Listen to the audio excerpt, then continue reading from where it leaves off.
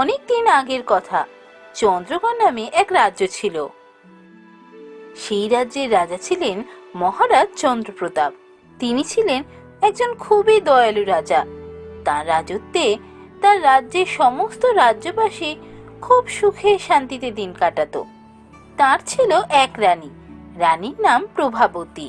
মহারাজের রাজত্বে রাজ্যবাসী সুখে শান্তিতে দিন কাটালেও মহারাজের মনে শান্তি ছিল না, কারণ তিনি ছিলেন নিঃসন্তান।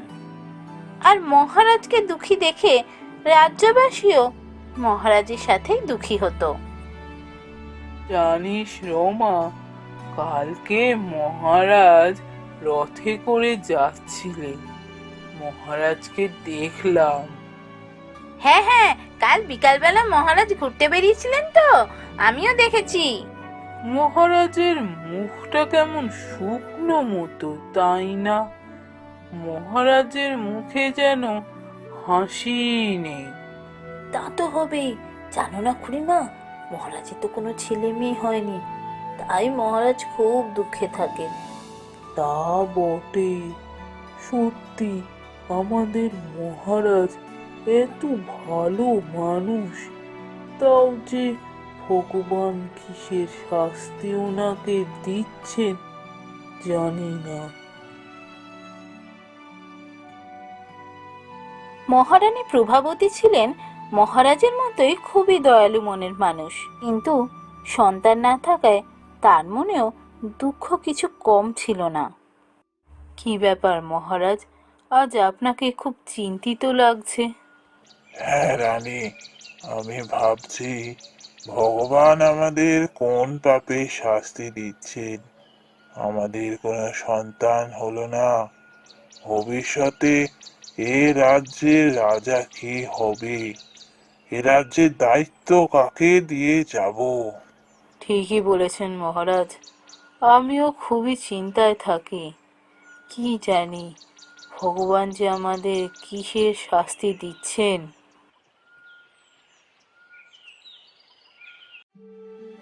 এইভাবেই দিন কেটে যাচ্ছিল।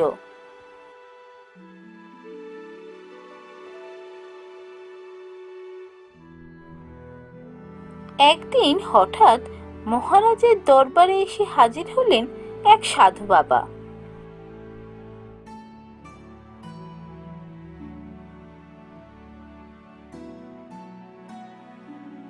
প্রণাম সাধু বাবা, বলুন আমি আপনার কিভাবে সেবা করতে পারি? মহারাজ, আমি আপনার সাথে একান্তে কিছু কথা বলতে চাই। আসুন সাধু বাবা, আপনি অন্দরমহলে চলুন।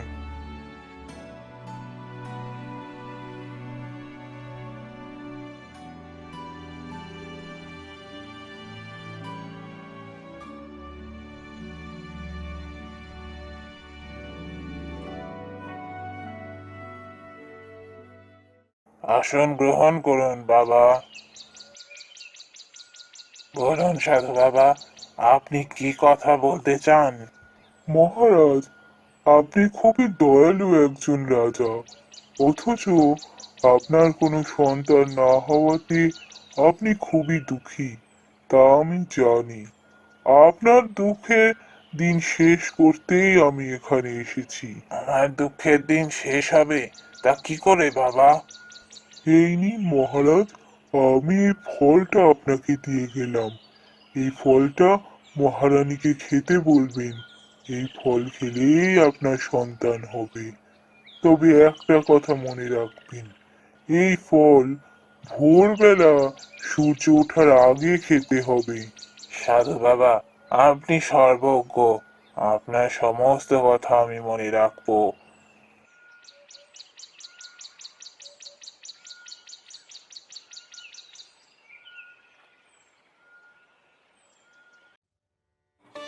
এরপরই মহারাজ মহারানীকে গিয়ে ওই ফলটা দিলেন।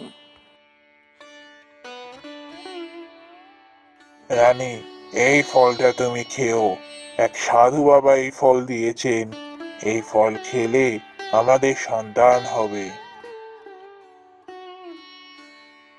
কিন্তু মহারাজ মহারানীকে এ কথা বলতে ভুলেই গেলেন যে ফলটা সূর্যোদয়ের আগে খেতে হবে।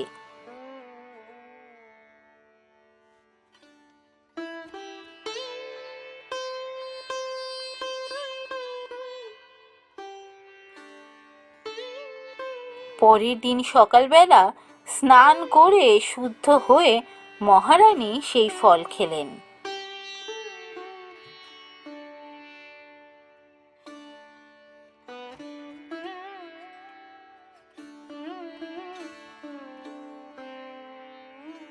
কিছুদিনের মধ্যেই মহারানীর এক কন্যা সন্তান হলো, কিন্তু তাকে দেখতে হলো বড়ই কুৎসিত। ফলে মহারাজার মহারানীর মনে আর এক দুশ্চিন্তা দানা বাঁধল। মহারানী, আমার ভুলেই আজ রাজকুমারীর এই অবস্থা। আমি তোমায় বলতে ভুলে গিয়েছিলাম যে ফলটা সূর্যোদয়ের আগে খেতে হতো। সেজন্যই বোধহয় রাজকুমারী এমন কুৎসিত রূপ হয়েছে। মহারাজ, আপনি এ নিয়ে দুঃখ করবেন না। মানুষের রূপ আসল নয়, মানুষের মনটাই আসল। দেখবেন, রাজকুমারীকে দেখতে খারাপ হলে কি হবে, রাজকুমারী খুব ভালো মনের মানুষ হবে। তা তো বুঝলাম রানী, কিন্তু ভবিষ্যতে কোনো রাজকুমার কি পাবো যে রাজকুমারীকে বিয়ে করবে? জানি না কি হবে।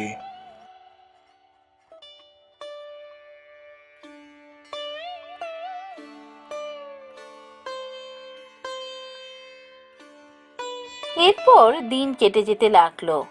রাজকুমারীও দেখতে দেখতে অনেক বড় হয়ে গেল। মহারাজার মহারানীর মতো সেও খুব দয়ালু মনের মানুষ। গরিব মানুষের কষ্ট সে একেবারে দেখতে পারে না। তবে কুৎসিত হওয়ার কারণে সে রাজমহলের বাইরে খুব বেশি যেত না। মাঝে মধ্যে নদীর পাড়ে ঘুরতে যেত। কিরে কমলা, আজকে তো রাস্তায় এত দেরি হলো কেন? আমায় ক্ষমা করবেন রাজকুমারী, আসলে আজকে... তুই আবার আমাকে আপনি করে বলছিস আর রাজকুমারী বলছিস? তোকে কতবার না বলেছি তুই আমায় দিদি বলবি? ছোট্টবেলা থেকে তোর সাথেই তো খেলা করে বড় হলাম। তুই আমার সব থেকে প্রিয় বন্ধু, আমার কাছের মানুষ। তুই আমাকে কখনো রাজকুমারী বলবি না। ভুল হয়ে গেছে, আর কখনো বলবো না। সত্যি দিদি, ছোটবেলা থেকে শুধু তুমি আমার সাথে খেলা করেই বড় হওনি, আমাদের কত বিপদ থেকে বাঁচিয়েছো। হয়েছে হয়েছে, তোর আসতে দেরি হলো কেন সেটা তো বল। জানো তো দিদি, আজ সকালে রমেন কাকা বাড়িতে এসেছিল। খুব কান্নাকাটি করছিল গো, তাই তো আমার আসতে একটু দেরি হয়ে গেল। কেন, কি হয়েছে? কান্নাকাটি করছেন কেন?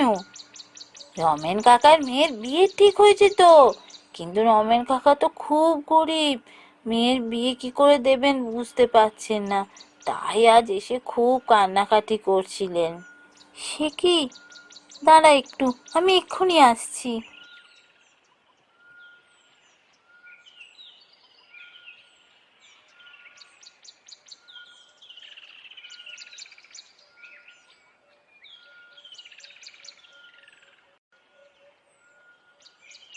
এই নে, এইটা নিয়ে যা। এটা নিয়ে গিয়ে রমেন কাকাকে দিয়ে দিস। বলবি না যেন আমি দিয়েছি, বলবি মহারাজ সাহায্য পাঠিয়েছেন। শোন, কাল যেন আর এত দেরি করিস না। কাল একটু তাড়াতাড়ি আসিস কেমন? কালকে ভাবছি নদীর পাড়ে একটু ঘুরতে যাব। অনেক দিন হলো ঘুরতে যাইনি।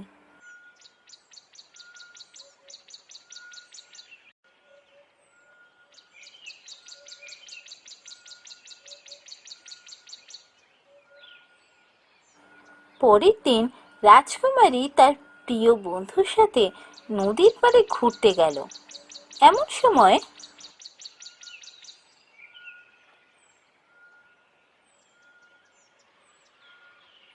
দয়া করে আমায় কিছু ভিক্ষা দেবেন? 3 দিন ধরে আমি কিছু খাইনি। বাড়িতে অসুস্থ মা রয়েছেন, তারও ওষুধ কিনতে পারিনি। আমায় দয়া করে কিছু ভিক্ষা দিন। আমার কাছে তো এখন সেরম কিছুই নেই। আচ্ছা, এই হারটা আপনি রাখুন। এই হার দিয়ে আপনি কিছু খাবার আর আপনার মায়ের ওষুধ কিনতে পারবেন। আপনি সাক্ষাৎ দেবী, না হলে কি এইভাবে একজন অপরিচিত মানুষকে কেউ সাহায্য করে? ভগবান আপনার মঙ্গল করুক।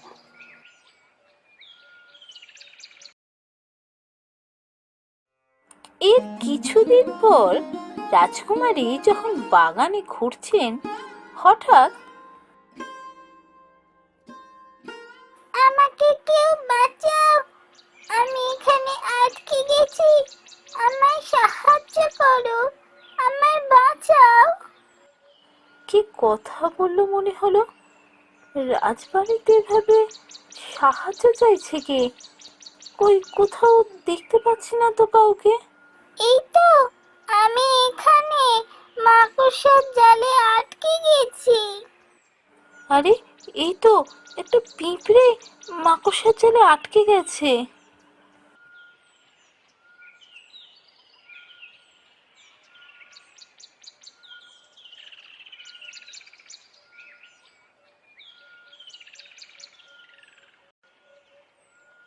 এ আবার কি? পিঁপড়েতে আবার কথা বলে?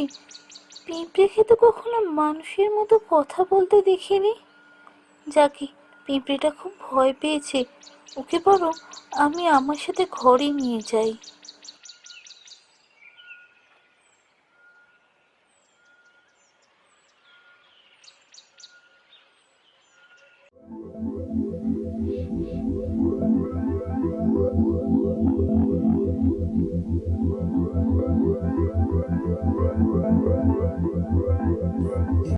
এ কি, এইসব কি হচ্ছে?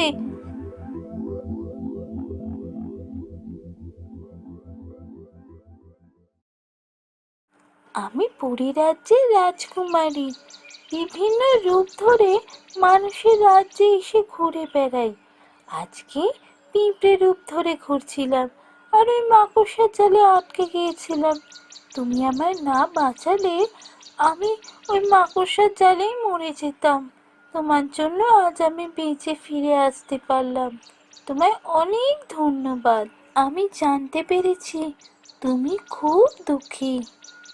কই না তো, আমার মনে কোনো দুঃখ নেই তো, আমি তো খুশিই আছি। আমার কাছে লুকিয়ে কোনো লাভ নেই।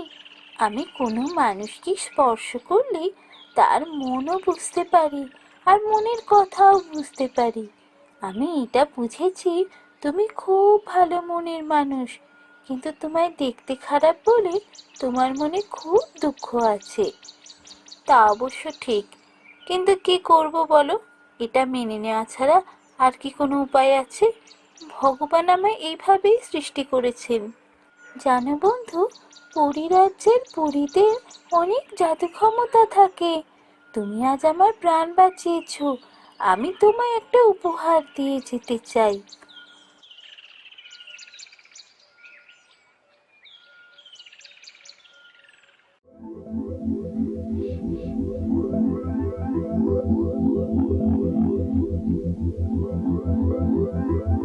এ কি, এইসব কি হয়ে গেল? আমার গায়ের রং এরম হয়ে গেল কি করে? বন্ধু, কুৎসিত রূপ হওয়ার জন্য তোমার আর কষ্ট পেতে হবে না। এখন থেকে পৃথিবীতে তোমার মতো সুন্দরী আর কেউ নেই। তুমি এই পৃথিবীর সবচেয়ে সুন্দরী কন্যা। এরপর থেকে মহারাজ, মহারানী আর রাজকুমারীর খুব আনন্দেই দিন কাটতে লাগলো। তাদের আর কোনো দুঃখ রইল না। এরই মধ্যে হঠাৎ একদিন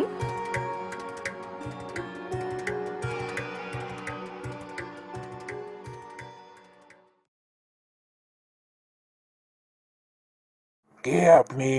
এখানে কি জন্য এসেছেন? মহারাজ, আমি মদ্রদেশের রাজকুমার। আমি আপনার কন্যাকে বিবাহ করতে চাই। আপনি কি রাজকুমারীকে দেখেছেন কখনো?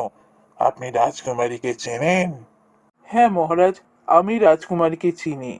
আমি জানি উনি কুৎসিত দেখতে হলেও ওনার মন খুবই সরল এবং খুবই দয়ালু মনের মানুষ। তাই আমি ওনাকে বিবাহ করতে চাই।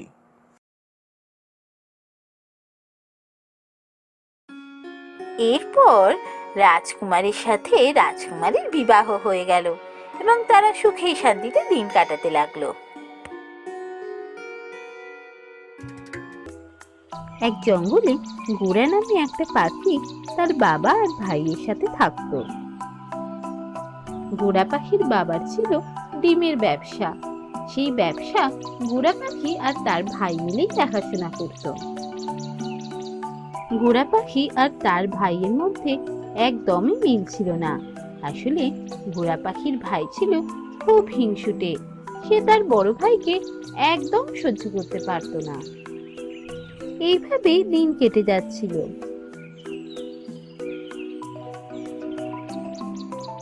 হঠাৎ করে গোরা পাখির বাবা মারা গেল। তারপর গোরা পাখির ভাই তার দাদাকে বলল, দেখ দাদা, যতদিন বাবা বেঁচে ছিল ততদিন আমরা একসাথে থেকেছি, একসাথে ব্যবসা করেছি, ঠিক আছে। এখন বাবা নেই, বাবা মারা গেছে, এখন আমরা আর একসাথে ব্যবসাও করব না। তোর সাথে আমি থাকতেও চাই না। তুই এই বাসা ছেড়ে বেরিয়ে যা। এই ব্যবসা আমি একাই দেখে নিতে পারবো। এটা তুই কি বলছিস ভাই? আমি এই বাসা ছেড়ে কোথায় যাব? আর ব্যবসা দেখা ছাড়া আমি তো কোনোদিনই কিছু করিনি। বাবার ব্যবসাটাই তো দেখতাম। আমি এই বাসা ছেড়ে এখন কোথায় যাব? কি করব কিছুই তো জানি না। আমি সেটা কি জানি? আমি অত শত জানি না। তুই এই বাসা ছেড়ে বেরিয়ে যা বলে দিচ্ছি, নাহলে কিন্তু তোকে আমি ঘাট ধাক্কা দিয়ে বার করে দেবো। এরপর গোরা পাখি বাসা ছেড়ে বেরিয়ে গেল। বাসা ছেড়ে বেরিয়ে সে বিভিন্ন জায়গায় ঘুরে বেড়াতে লাগলো। কোথায় যাবে, কি করবে, সে কিছুই জানে না।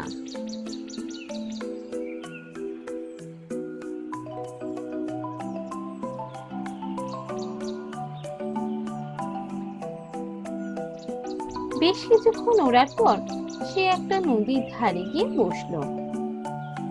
নদীর পাড়ে বসে সে খুব মন খারাপ করতে লাগলো আর কাঁদতে লাগলো আর বলতে লাগলো,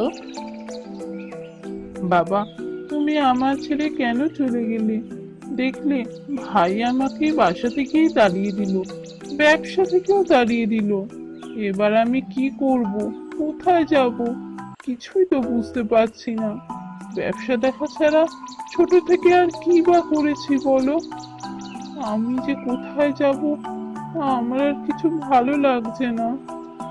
সেই সময় ওইখান দিয়ে উড়ে যাচ্ছিল এক চিল। গোরা পাখিকে কাঁদতে দেখে সে গোরা পাখির কাছে এসে বসলো। কি হয়েছে? তুমি কে? আর এখানে এইভাবে বসে বসে কাঁদছো কেন? আমি গোরা। আমি আমার বাবার ভাইয়ের সাথে থাকতাম। আমার বাবা মারা গেছে, আর তারপর পরই ভাই আমায় বাসা থেকে তাড়িয়ে দিল। আমি বাবার ব্যবসা দেখতাম ছোট থেকে, আর কিছুই করতাম না। সেই ব্যবসা থেকেও ভাই তাড়িয়ে দিয়েছে। এখন আমি কি করব, কোথায় যাব, কিচ্ছু বুঝতে পারছি না। ও, এই কথা। তুমি এত কেঁদো না, আমার তোমায় খুব ভালো লেগেছে। শোনো, আমি না জাদু চিল, আমি জাদু জানি। আমি জাদু করে তোমায় একটা মৌচাক ঘর বানিয়ে দিচ্ছি, চলো। এরপর গোরা পাখি আর সেই জাদুকর চিল কাছেই একটা গাছে উড়ে গেল। আর তারপর সেই জাদুকর চিল গোরা পাখির জন্য সেই গাছে একটা মৌচাক বাসা তৈরি করে দিল। শোনো গোরা, এটা দেশে বাসা নয়, এটা জাদু মৌচাক বাসা। এর ভেতর অনেক মধু আছে, সে মধু কোনোদিনও শেষ হবে না। আর সেই মধুর স্বাদও ভীষণ সুন্দর। তুমি এই মধু নিয়ে গিয়ে রোজ বাজারে বিক্রি করবে। তুমি দেখবে এই মধু অনেক বিক্রি হবে, তোমার আর কোনো কষ্ট থাকবে না। তুমি এখন থেকে এই মধুর ব্যবসা শুরু করো। আমি মধুর ব্যবসা করব? তোমাকে অনেক ধন্যবাদ। তুমি আমার বাসা করে দিলে, ব্যবসা করে দিলে। তুমি আমার খুব ভালো বন্ধু। তবে মনে রেখো, এই বাসাতে যদি কেউ বাজে মতলব নিয়ে ঢোকার চেষ্টা করে, তাহলে এই বাসা থেকে অনেক মৌমাছি বেরোবে আর তাকে কামড়ে দেবে। পরের দিন গোরা পাখি সেই মৌচাক বাসা থেকে মধু নিয়ে গিয়ে বিক্রি করতে লাগলো, আর তার বেশ ভালোই বিক্রি হলো। এইভাবে দিন কেটে যাচ্ছিল।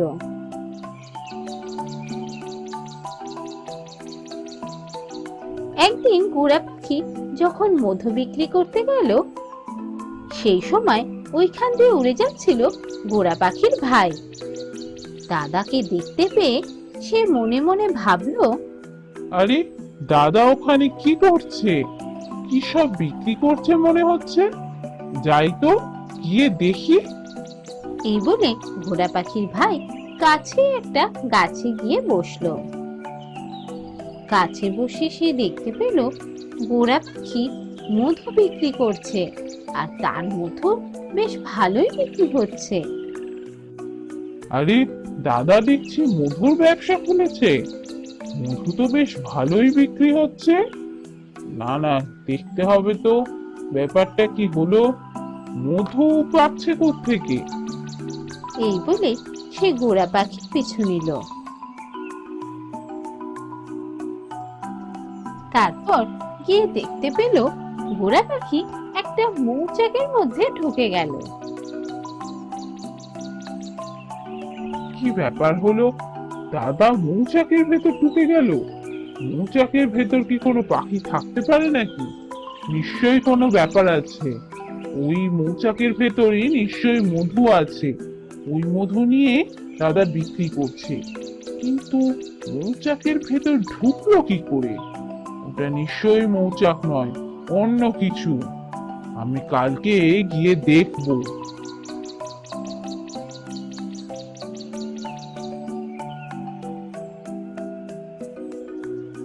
পরের দিন সকালবেলায় গোরা পাখির ভাই গোরা পাখি সেই মৌচাক বাসায় গেল। কিন্তু যেই সে মৌচাক বাসায় ঢুকতে গেল, সঙ্গে সঙ্গে ওরে বাবা, এ তো এত মৌমাছি আমায় কামড়াতে আসছে। এখানে তাহলে থাকছে কি করে? ওরে বাবা! চেঁচামেচি শুনতে পেয়ে গোরা পাখি বাসা থেকে বেরিয়ে এলো। এ কি ভাই, তুই এখানে? তুই এখানে কি জন্য এসেছিস? আমায় ক্ষমা করে দে দাদা, আমি তোর বাসায় এসেছিলাম মধু চুরি করবো বলে। ওরে বাবা, আমায় মৌমাছিগুলো মেরে ফেলবে, আমাকে বাঁচা। জাদু মৌমাছি, তোমরা ওকে ছেড়ে দাও। ও ভুল করে ফেলেছে, আর কখনো করবে না। গোরা পাখির এই কথা বলার পরে মৌমাছিগুলো সেখান থেকে উধাও হয়ে গেল। দেখ ভাই, এটা তো একটা জাদু বাসা। এই বাসাতে কেউ বাজে মতলব নিয়ে ঢোকার চেষ্টা করলেই মৌমাছিরা তাকে কামড়ে দেয়। আমি আর কখনো এমন করব না রে। আমি আমার ভুল বুঝতে পেরেছি। আজ তোর জন্য আমি প্রাণে বেঁচে গেলাম, না হলে ওই মৌমাছিগুলো আমায় বাঁচতে দিত না। চ না দাদা, আবার আগের মতো একসাথেই থাকি। আমি আমার ভুল বুঝতে পেরেছি। আর কখনো আমি তোর সাথে ঝগড়া করব না, তোকে হিংসাও করব না। চ, আবার আমরা একসাথে দুই ভাই হয়ে থাকি। যাক, তাহলে এই জাদু বাসার জন্য তুই বদলে গেলি, কি বলিস? এরপর আবার দুই ভাই একসাথে থাকতে শুরু করলো, আর তারা দুজন একসাথে মিলেমিশে সুখে শান্তিতে দিন কাটাতে লাগলো।